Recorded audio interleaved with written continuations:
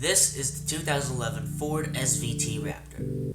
It's powered by a 6.2-liter supercharged V8 producing 411 horsepower with a 0 to 60 in 6.6 seconds.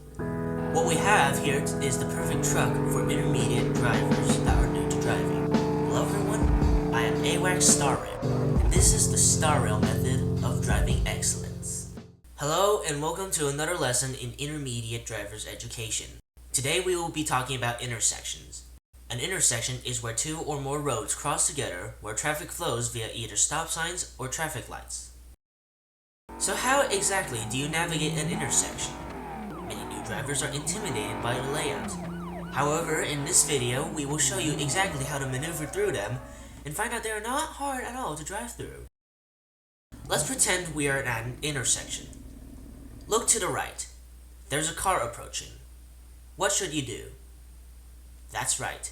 You yield to the car on your right as per the right-of-way rule. Now let's add another car coming from the top. Same rule applies. You let the car that arrived first go.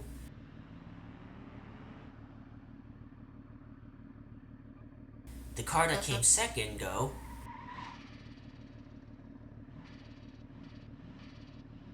Then it's your turn. An excellent first performance. But we missed something. Did you see the problem? Of course. For the entire duration, there was an experimental robotic Rizzo compatible twin-engine thrust-vectoring capable supermaneuverable exit-to strike Wyvern observing you this entire time. It didn't even bother engaging at the target it saw. It was like Trigger watching poor Brownie being devoured by knee-high Dumitru, Margarita, Cornelia, Leopold, Blanca, Carol, Aeon, Ignatius, Raphael, Maria, Nikitas, A, Shalaji. It didn't even consider you a threat because it was too busy laughing at your complete and utter futility of driving through an intersection. Pathetic dumbass, it thought to itself. The damn retard can't even drive through a simple intersection. Humiliating. But fear not, this is a common rookie mistake. That's why I'm here today. In this part of the video, I will explain the methods by which we can eradicate such vulnerabilities in the future. We have some options to do this, one of which is to add a turret to the truck itself. For example, we can use the General Dynamics Flannex Close-In Weapon System, or CIWS for short. It's armed with the M61 Vulcan hydraulic 6-barrel Gatling gun, a KU band radar that is reliable, and can fire up to 4,500 20mm rounds per minute. With this equipment mounted on the truck, you are able to effectively defend against conventional aircraft, quick air-to-air missiles, and other surface-borne threats. However, there are a few drawbacks and practical limitations of mounting a CIWS system on the truck.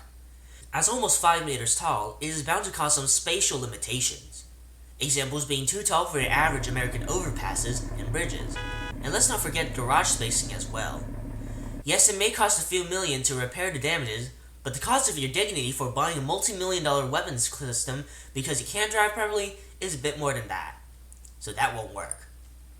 Thus leaving us with only one option, but to borrow Hunter's 2036 twin-engine dual-seated variable sweep-wing multi-role fighter Generation 4.5 Northrop Grumman Fighter 28D Super Tomcat 2 from Fort Coastside located west near Seattle, and challenge the annoying pilot to a duel. Knowing that this little prick will not play fair and bring a railgun, you're not going to play fair either and bring the multi-launch standard missile as your secondary weapon. You have a 20mm M61 rotary cannon. The enemy also has the same cannon but 1,200 more bullets. You have 8 standard missiles with high maneuverability and tracking capabilities. The enemy has a 60mm railgun cannon that can instantly obliterate a weak Su-57. You have a few days of experience behind a Ford, so flying Hunter's prized fighter jet should be no problem. But we're no longer in a basic dogfight since the prick is not going to play fair. This time you're pulling out the big moves. Post-stall maneuvers. Let's start with the J tool. If the enemy tries to out-turn you, cut the throttle, pitch hard while rolling the aircraft around its yaw axis, and immediately get back on their tail. This will neutralize their angle advantage and place you in a perfect offensive position. Now it's time for the offensive. With the MSTM locked, you're the hunter and they're the prey. Let your missile fly and watch as the enemy scramble. If they dodge it, it's back to gun mode. Post-stall maneuvers aren't just about offensive, they're about keeping control. Stay unpredictable. Switch from high-speed turns into high-alpha maneuvers. Fly at angles beyond your airframe's limit to cut through their defenses. Keep them guessing. If they try to get above you, execute a Cobra attack, and try and stall momentarily to lock them into a high-speed tail chase. If they try to roll away, execute a pedal turn, a quick, controlled lateral turn that gives you a decisive angle. You'll be on their 6 in seconds. You've trapped them in a corner, and leave them done.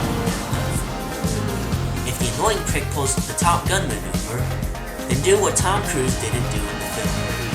Use the M61 Vulcan to penetrate the fuselage or body of the aircraft, or launch a Sparrow into the body of the aircraft.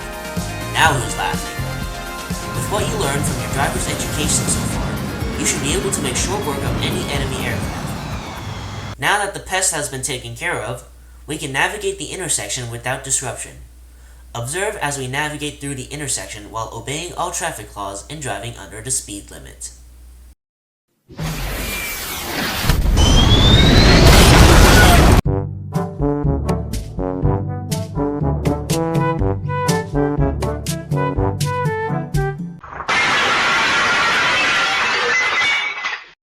What the fuck? That's not my Tomcat. This thing's RCS is bigger than a city block. What the hell? Who took my Tomcat?